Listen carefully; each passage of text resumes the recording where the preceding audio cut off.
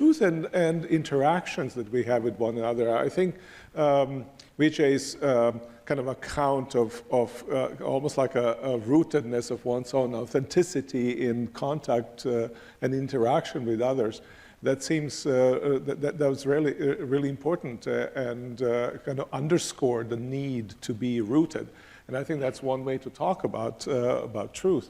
I know that very often, especially on campuses, but among professors as well in certain disciplines, truth is kind of looked down upon in certain ways, right? In a sense, nobody, I mean, if you take something like a account by Foucault or folks of this sort, truth ends up being a simply mode of exerting power with other people. Truth is a tool. It's not really a commitment that we should have. We achieve certain goals when we are speaking truth. So all news is fake news. It depends whose fake news is stronger and more powerful than the others if you go in that direction. And I have realized, especially during the war in former Yugoslavia, when I was thinking about the question of how does one remember rightly what happened to one. And truth there became so significant. Obviously, memories, we have struggles of memories, of the past memories, in terms of how we react with one another. But I've realized how important it is to be committed to seeking truth together. I think we are truth-seeking creatures.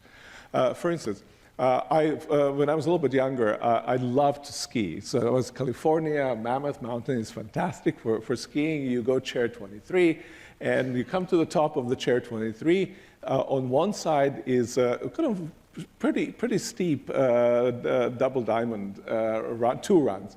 Wipe out and drop out, right? Imagine, I go to a pub afterwards, and I was skiing with a friend, and I said to my friend, listen, we came up to the chair 23, and we turned right and went down to drop out. He said, Miroslav, no, don't you remember? We turned left, and we went down Wipeout. Why does he say that? It matters somehow, a sheer piece of information that has no consequence, but still matters that we get it right. But now, what about if I said something like this? I turned down and went down the sheer black ice run, but my friend, I was saying to third person, but my friend, he chickened out and went all the way around to chair 14, you know. And he said, Miroslav, that's not right. We both didn't ski down. It matters how I told the story, because every lack of truthfulness is a form of injustice in those kinds of situations.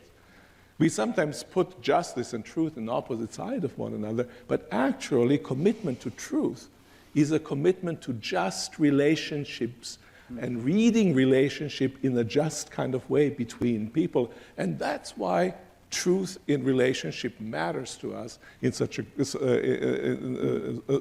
so profoundly. It creates a foundation of trust on which we can build a life together, and it creates a sense in which my identity is not always warped by another person's perception of me or the way they render me to be, which is basically injurious to me. And in that sense, I think truth is important. But I think what's also important, and hopefully we'll get to talk about that as well, is what in the Epistle of Ephesians in New Testament we read, it's important to speak the truth in love. Kind of sense that the other person with whom I am searching for truth, if they differ from me, if I find that I have to contrast my version of things to his or her version of things, that I don't denigrate the person, but actually that I support the person as person, even if they see things very differently than I do. So that when the truth cannot bind us, when the truth divides us, that there is some other bridge that holds us as human beings together so that we can be together involved in the search for truth. And I think that kind of common binding is fundamental in the family relations, in friendship relationships, in college educational experience, in political experience within nations, between the nations, throughout all the domains of life. I think truth is important, and seeking that truth while respecting and even seeking to enhance the other person as a person.